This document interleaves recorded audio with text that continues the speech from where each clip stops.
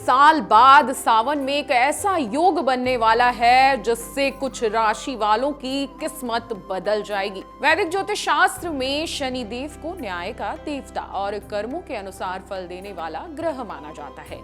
अन्य ग्रहों की तुलना में शनि की गति अत्यंत धीमी होती है और यही कारण है कि ये एक राशि में लगभग 2.5 साल तक रहते हैं तथा दोबारा उसी राशि में आने में करीब 30 वर्षों का समय लेते हैं। शनि के वक्रीय होने का प्रभाव हर व्यक्ति की कुंडली पर अलग अलग पड़ता है, क्योंकि वक्रीय शनि जहां स्थित होते हैं वहां के साथ साथ उनके पीछे भाव का भी फल देने लगते हैं।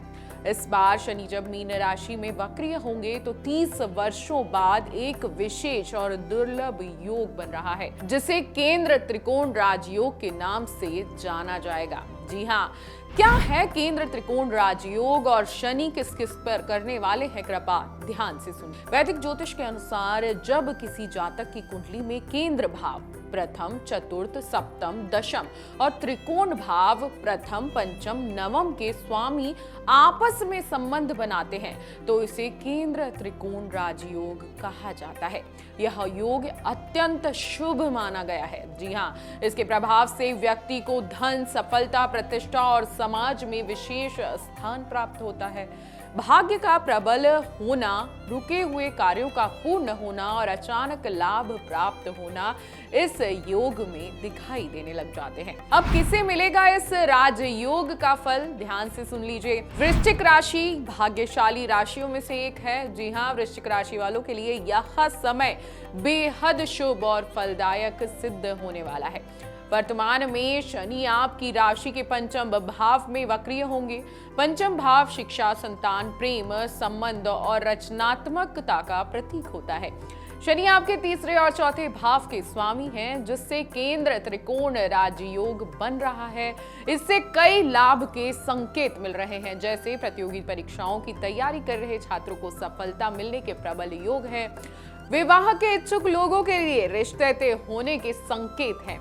व्यापार और योजनाओं से जुड़े लोगों के लिए भी यह समय बहुत ही ज्यादा अच्छा रहने वाला है। परिवार के लिए समय निकालना भी जरूरी होगा और परिवार के साथ आपका सामंजस्य भी बना रहेगा। शनि की दृष्टि आपके एकादश भाव यानी कि लाभ भाव पर है, जिससे सामाजिक संपर्कों और साझेदारी से लाभ होगा। भवन निर्माण, संपत्ति खरीद, वाहन या बड़े निवेश का अवसर आपको मिल सकता है।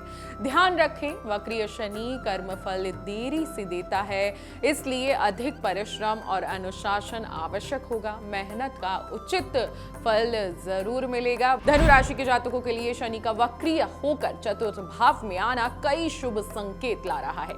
चतुर्थ भाव सुख, संपत्ति, वाहन और पारिवारिक जीवन का प्रतीक होता है।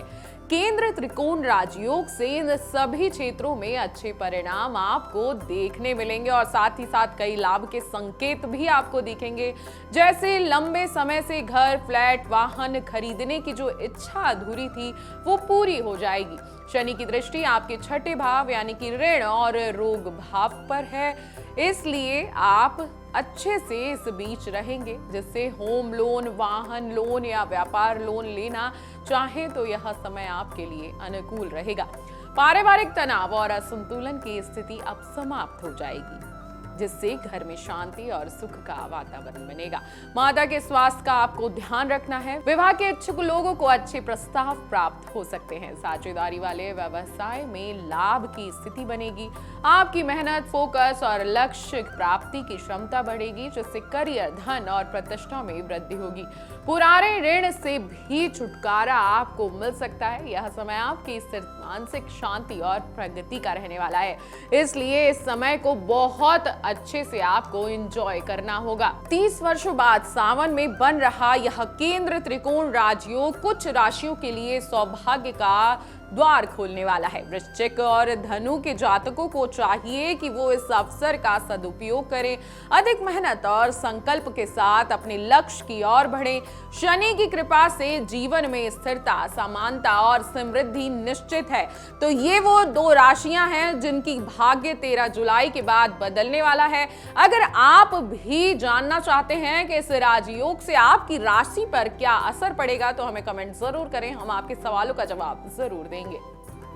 अगर आप ज्योतिष से जुड़ी अधिक जानकारी प्राप्त करना चाहते हैं तो डाउनलोड करें माई ज्योतिष ऐप। एस्ट्रोलॉजी से जुड़ी लेटेस्ट जानकारी के लिए फॉलो करें माई ज्योतिष का फेसबुक और इंस्टाग्राम पेज।